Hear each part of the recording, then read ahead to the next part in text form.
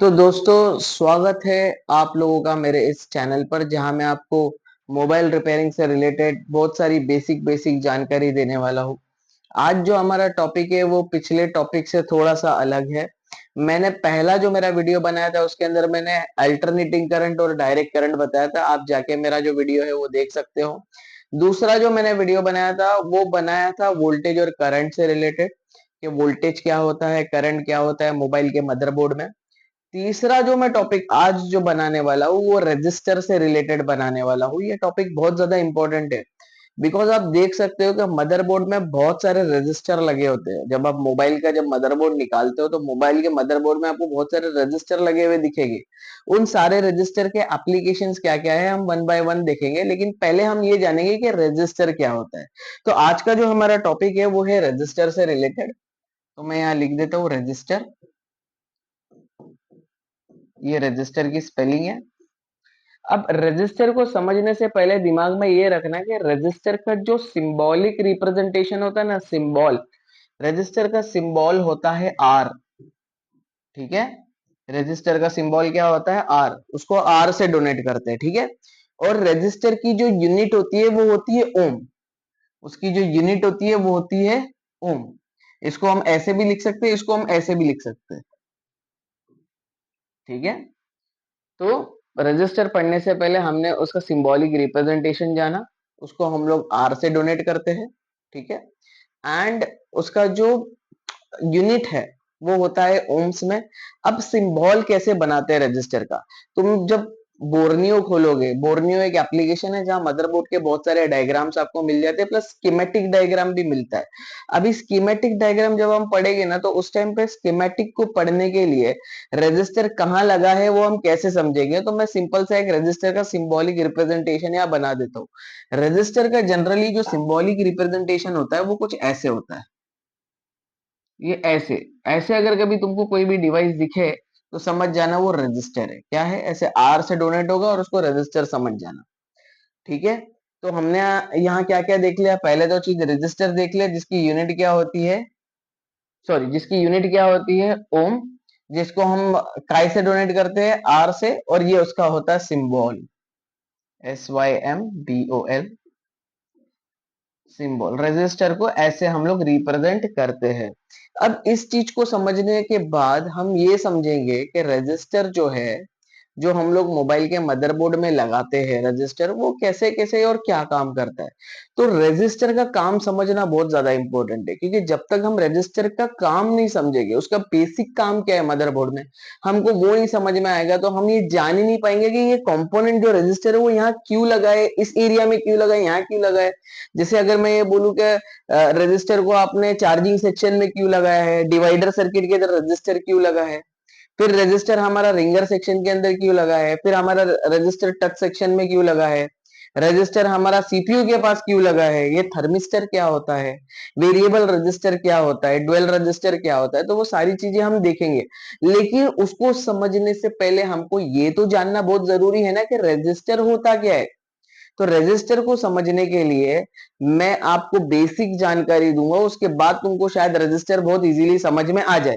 तो अब उस चीज को समझने के लिए हम थोड़ा सा इस तरफ आ जाते हैं। मैं यहाँ क्या करता हूँ, मैं यहाँ सारी चीजों को रब करता हूँ, पहले इनको हटा देता हूँ, फिर हम समझेंगे कि रजिस्टर होता क्या है। ठीक है, तो रजिस्टर को समझने के लिए गाइस बहुत सिंपल वे में मैं तुम लोग को समझाऊंगा, समझ जाना। ठीक है, बिकॉज ये एकदम बेसिक तरीके से मैं बताने वाला हूँ रजिस्टर होता क्या है। अब मान लो मेरा पिछला लेक्चर अगर कभी आपने देखा है तो पिछले लेक्चर में मैंने आपको बताया था कि यहाँ एक कंडक्टर होता है जो कॉपर कंडक्टर है। ठीक है, ये समझो एक कॉपर का कंडक्टर है जिसके अंदर इनफाइनाइट इलेक्ट्रॉन्स है जो नेगेटिव है, और वो रैंडमली मूव होते हैं कोई भी डायरेक्शन में। इनका कोई डायरेक्शन जो है वो फिक्स्ड नहीं होता।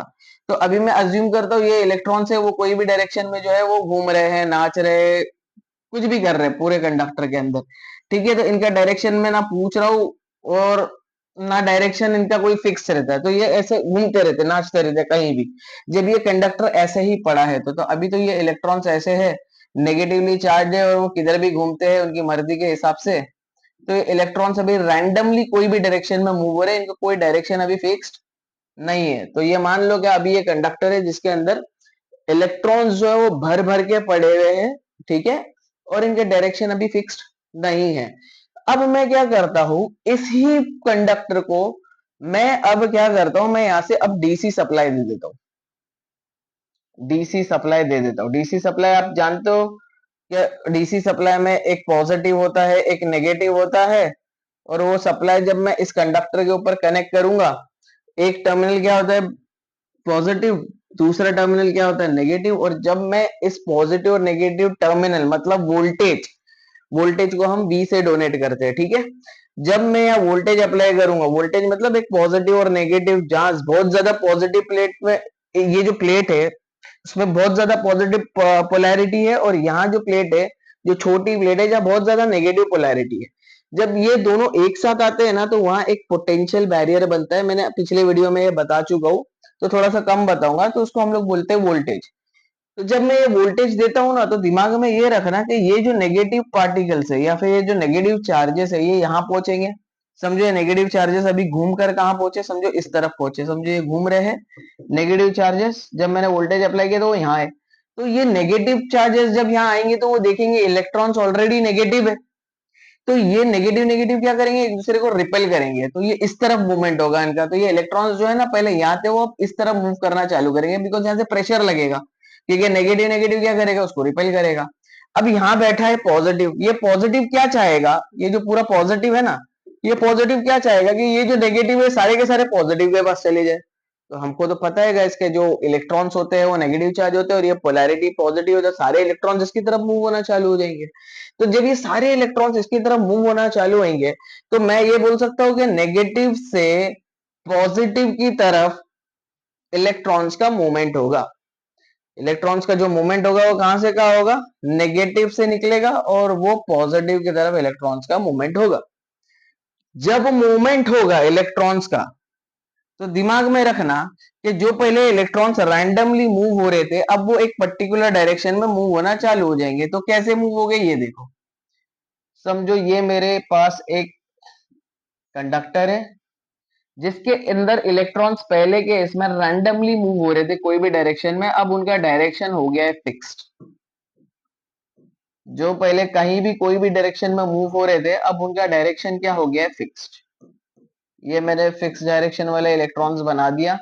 जो बोलते हैं ना कि एक सोल्जर को जब हम परेड में खड़े रखते हैं तो वो कैसे खड़े रहते हैं, बस वैसे ही हमारे इलेक्ट्रॉन्स जब मैं वोल्टेज अप्लाई करता हूँ तो खड़े हो जाते हैं, ठीक है। तो ये मैंने दे दिया उनको सप्लाई, मतलब मैंने कनेक्ट कर दिया यहाँ एक बैटरी, ठीक है। तो ये हो गया मेरा पॉजिटिव टर्मिनल, ये हो गया नेगेटिव टर्मिनल। अब ये नेगेटिव जब इसको धक्का लगाएगा तो इलेक्ट्रॉन्स क्या होंगे, एक सीध में आगे बढ़ने लगेंगे। क्यों, क्योंकि यहाँ पॉजिटिव है, पॉजिटिव इनको खींच रहा है अपनी तरफ। तो यहाँ इलेक्ट्रॉन्स के मूवमेंट हो गए, ठीक है, इलेक्ट्रॉन्स के मूवमेंट हो गए। अब दिमाग में ये रखना गाइस कि जब ये इलेक्ट्रॉन मूव करेंगे ना, तो हर एक इलेक्ट्रॉन्स के ऊपर जो फोर्स लगता है ना, वो अलग अलग लगेगा। तो इलेक्ट्रॉन्स का जो मूवमेंट है ना, वो कम ज्यादा होगा। मतलब क्या होगा कि जब इलेक्ट्रॉन्स मूव करेंगे तो एक इलेक्ट्रॉन बहुत हाई स्पीड में होगा और दूसरा इलेक्ट्रॉन शायद थोड़ा कम स्पीड में हो। तो हाई और कम होने की वजह से क्या होगा, ये इलेक्ट्रॉन्स आपस में टकराएंगे। फॉर एग्जाम्पल, एक एग्जाम्पल देता हूं आपको, कि आप एक पर्टिकुलर समझो 100 की स्पीड में भाग रहे हैं, और आपके आगे जो चल रहा है वो अगर कभी 90 की स्पीड में भाग रहा है, तो क्या होगा कि आप जो 100 की स्पीड में वो उसको टकराओगे। तो आप जब उसको टकराओगे तो आपकी स्पीड कम होगी, टकराने की वजह से क्या होगा, आपकी स्पीड कम होगी। तो यहां जब इलेक्ट्रॉन्स का मूवमेंट होगा ना, जब ये इलेक्ट्रॉन्स मूव करेंगे, अपने प्लेस को छोड़ेंगे, ये अपनी जगह को छोड़ेंगे, तो हो सकता है इलेक्ट्रॉन की स्पीड ज्यादा होगी, क्योंकि यहाँ उसको फोर्स ज्यादा लग रहा है। ये पास में ना नेगेटिव, तो ये नेगेटिव नेगेटिव वाला फोर्स ज्यादा रहेगा। बट ये दूर है तो इसका जो फोर्स है वो कम लगेगा, बट ये पॉजिटिव है तो उसको खींचेगा। तो इनके जो जब वेलोसिटी के अंदर डिफरेंस आता है ना, तो क्या होता है कि ये इलेक्ट्रॉन्स आपस में टकराते हैं एक दूसरे से। जब ये इलेक्ट्रॉन्स आपस में टकराते हैं ना, तो इलेक्ट्रॉन्स का जो मोमेंट है ना, वो प्रॉपर नहीं हो पाता है। इलेक्ट्रॉन्स जब भाग रहा है तो उसकी स्पीड में कमी हो रही है, ठीक है। हम मैंने पिछले लेक्चर में आपको पढ़ाया था, जो करंट होता है वो फ्लो ऑफ इलेक्ट्रॉन्स होता है। करंट का फ्लो जो है वो इलेक्ट्रॉन्स के ऊपर निर्भर करता है, क्योंकि डेफिनेशन ही करंट का यही है कि फ्लो ऑफ इलेक्ट्रॉन्स। तो अभी इसके अंदर अगर मैं ये बोलूं कि ये इलेक्ट्रॉन जब एक दूसरे से टकराएंगे, तो टकराने की वजह से क्या होगा कि करंट का जो स्पीड है वो कम हो जाएगा। तो रेजिस्टर काम क्या करता है, अगर मेरे पास ये मटेरियल रेजिस्टर है, ठीक है, तो रेजिस्टर काम क्या करेगा कि करंट के मूवमेंट को कम करेगा। मैं ये बोलूं कि पूरे मदरबोर्ड में मैं रजिस्टर कहाँ लगाऊंगा? मैं रजिस्टर उस जगह पर लगाऊंगा जहां मुझे करंट को कम करना है। मुझे अगर कोई पर्टिकुलर सर्किट में करंट कम करना है तो मैं उस जगह पे रजिस्टर को लगाऊंगा।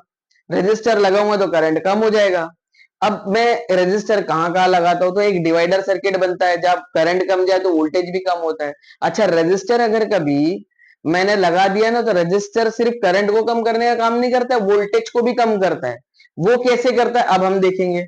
तो यहां आप समझ लो, यहाँ हम लोग ओम्स लॉ समझते हैं। ठीक है, ओम्स लॉ समझेंगे तो थोड़ा सा अच्छे से आपको समझ में आएगा। ओम्स लॉ क्या होता है? एक सिद्धांत, एक लॉ है। ठीक है, ओम्स लॉ एक लॉ होता है, वो आपको बता देता हूँ। एक्चुअल में एक फॉर्मूला होता है, उसका ये होता है, ओम्स लॉ लिख देता हूँ, ओम्स लॉ। तो लॉ है, मतलब इसके अंदर आप क्वेश्चन नहीं कर सकते क्योंकि ये लॉ है।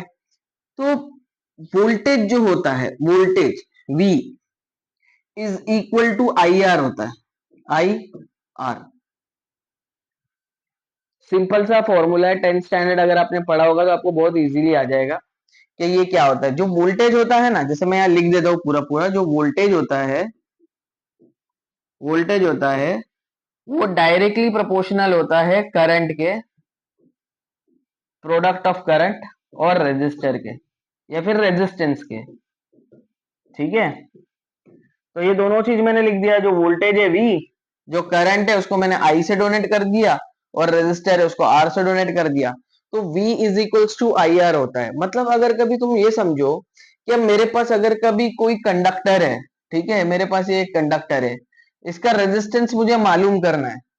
इसका रेजिस्टर अगर कभी मुझे मालूम करना है कि ये रेजिस्टर कितनी वैल्यू का है, तो अगर मैं ये सर्किट में ये बोलूं, इस सर्किट में अगर मैं ये बोलूं कि यहां से मैंने जो वोल्टेज दिया हूं वो 5 वोल्ट का है, वोल्टेज दिया हूं वो है 5 वोल्ट का, और इसके अंदर से जो करंट जा रहा है वो 1 एम्पियर का है। करंट का जो डोनेशन है हम एम्पियर में करते हैं, करंट की जो यूनिट होती है वो एम्पियर होती है।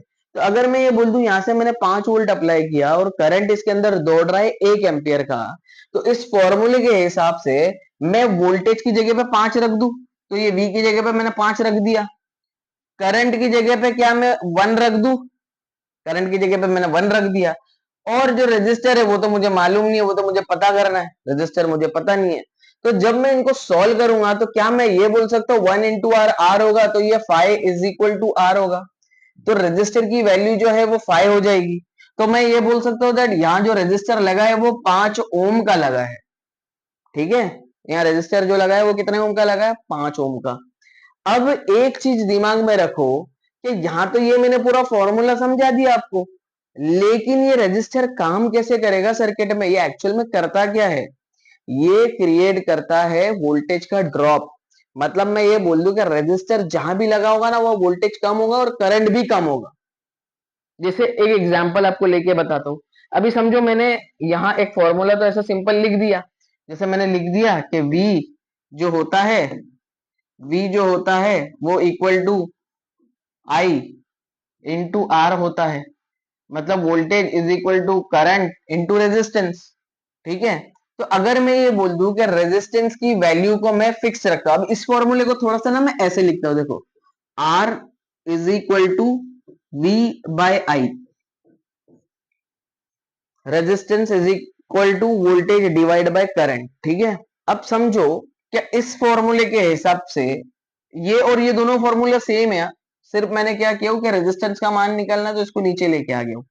तो resistance is equals to voltage divide by current हो गया। ठीक है, अब ये समझो कि अगर मैंने रेजिस्टर को बढ़ाया कीपिंग वोल्टेज सेम, देखो रेजिस्टर को अगर मैं बढ़ाता हूं, समझो अभी अभी हमको रेजिस्टर कितना मिला था? 5 का।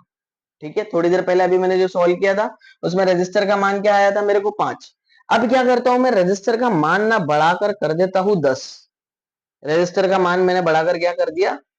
10 कर दिया। समझो अब ये रेजिस्टर है 10 ओम का, ये रेजिस्टर है 10 ओम का। अब इस 10 ओम के रेजिस्टर में मैंने वोल्टेज तो फिक्स्ड है, बैटरी से जो वोल्टेज निकलेगा, क्योंकि जो मैंने यहाँ सर्किट लिया था उसके अंदर जो मैंने बैटरी लगाया था, मैंने ये बोला था बैटरी के अंदर जो वोल्टेज है वो तो 5 वोल्ट ही होगा। ठीक है। अब सिर्फ मैंने क्या किया, ये रजिस्टर का मान बढ़ा दिया, मतलब ये वाला रेजिस्टेंस जो 5 वाला था उसको निकाला, और वो 5 वाला रेजिस्टेंस निकाल के मैंने उसके अंदर एक 10 ओम का रेजिस्टर लगा दिया, मैंने रेजिस्टर चेंज कर दिया। ठीक है। तो जब मैं रेजिस्टर चेंज करूंगा तो अब देखो ये 5 is equal to I into 10 हो गया। ठीक है ना। जब 5 is equal to I into 10 होता है तो आप देखो करंट का जो मान निकलेगा ना, करंट इज इक्वल टू क्या होगा, वोल्टेज डिवाइड बाय रेजिस्टर। अब ये तीसरा मान निकला, V is equal to I R होता है, अब मैंने बोला R is equal to V by I. अब मैं ये बोल रहा हूँ I is equal to V by R. जब इन तीनों फॉर्मूले को तुम देखोगे ना तो ये तीनों फॉर्मूले सेम ही है, तीनों फॉर्मूले सेम ही है। V is equal to I R ले लो, R is equal to V by I ले लो, या I is equal to V by R ले लो, तीनों सेम है। ठीक है।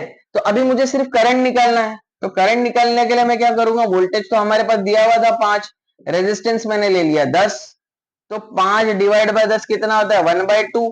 मतलब जो करंट फ्लो हो रहा है सर्किट में वो कितना हो रहा है, आधा।